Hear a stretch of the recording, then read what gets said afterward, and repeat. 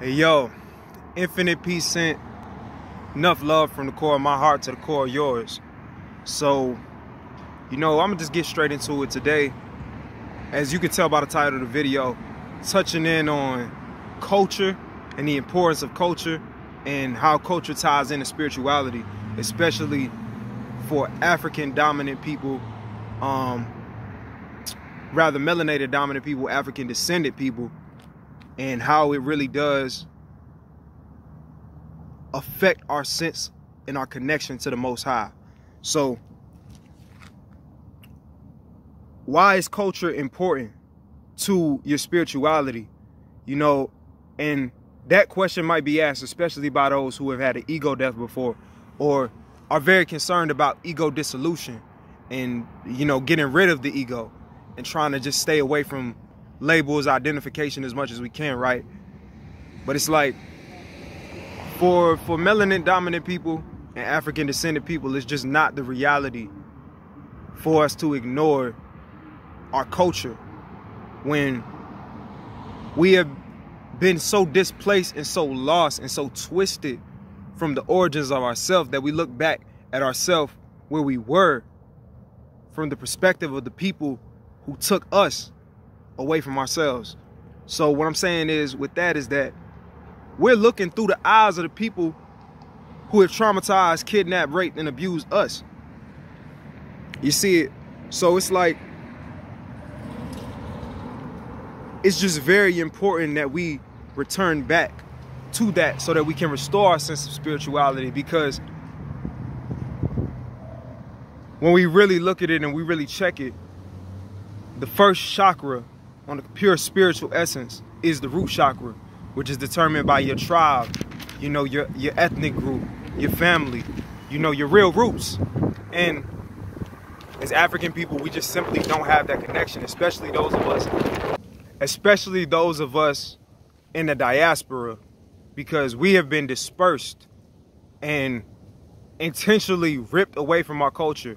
We've been given these Abrahamic religions, these religions that take us away from our initial essence. So we've been given Christianity, we've been given Islam, even some of us have resonated with Hebrew Israelites and such, and it's like we've been given these other, even Catholicism, we've been given all of these other religions and ways to connect to the Most High outside of our own, right?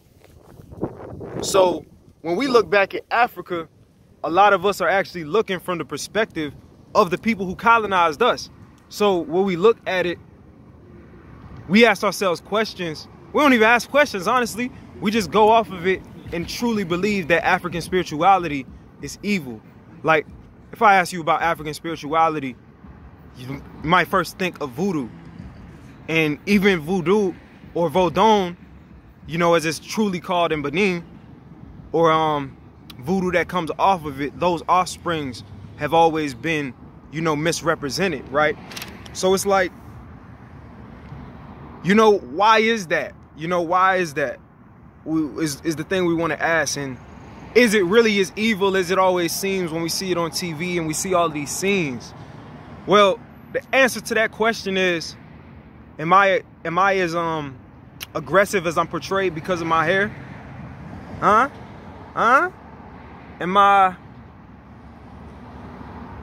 I a thug just for existing? Am I a murderer? Am I a thief?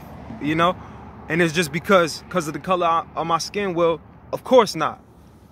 So it's like when we look at our culture and our our African spirituality, of course it's not evil just because it is.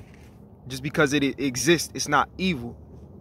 But it has been demonized so that we could be taken out of our essence. Because the truth of it is that even with vodun means nature. It means the Most High. And the Most High is always found in nature. So even in vodun, if I'm not connecting to vodun, I am not connecting to my nature.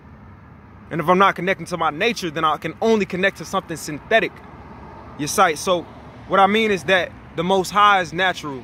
Everything that the Most High will produce will be organic and created naturally. But everything that man produces is synthetic and thus has flaw, because man has flaw. Your sight. So We've been forced upon all of these things that don't even really resonate with our core being as African people. And that has a psychological effect on us. Because if my culture is demonized, and my culture is the root of how I learn about life as a child, the traditions that I take on, what I'll teach to my children, the customs that we have done forever. If I can't connect to that, I can't connect to myself. You sight? So that mark that will leave, I will be a people or a person that is lost. And thus I will be part of a people that is lost. So if y'all haven't been aware, you know, let me share some awareness and bring it to your awareness that our people have been demonized in many a way, and mainly through the media, you know, and through the images that we see when we look at movies, and we see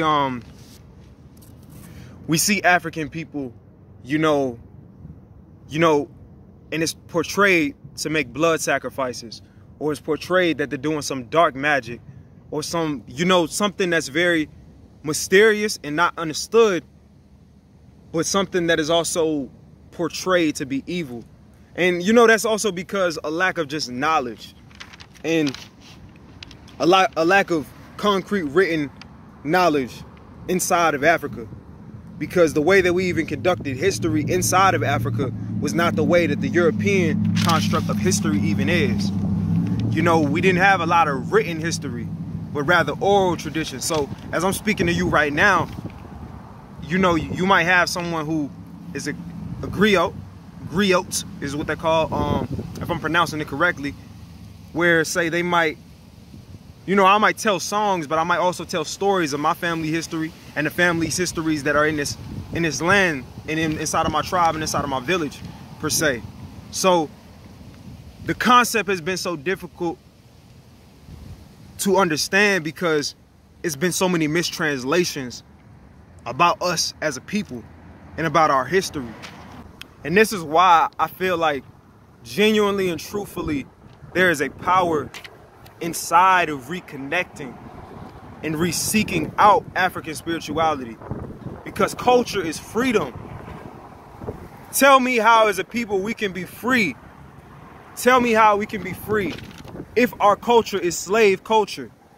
If I eat the same foods that the slave master gave me to kill me, if I worship the same God that the slave master gave me to keep me out of my essence, the same white Jesus to keep me out of my essence so that I won't see God in myself, how can I be free? How is that? I can't. So this is why I feel like there's a genuine power in connecting to African spirituality, because when we embrace our culture, we embrace a new sense of freedom and independence. So, you know, we gain knowledge of self. You see it, we feel these missing pieces of who am I and where do I come from? You know, we find a sense of identity, true identity that we resonate in, that we created.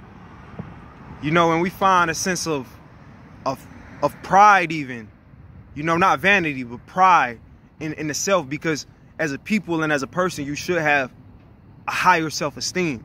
And when we have culture, we have freedom and we have identity and a higher self-esteem. So I got more going on this topic, and I even look to really create and generate a series on this topic of African spirituality.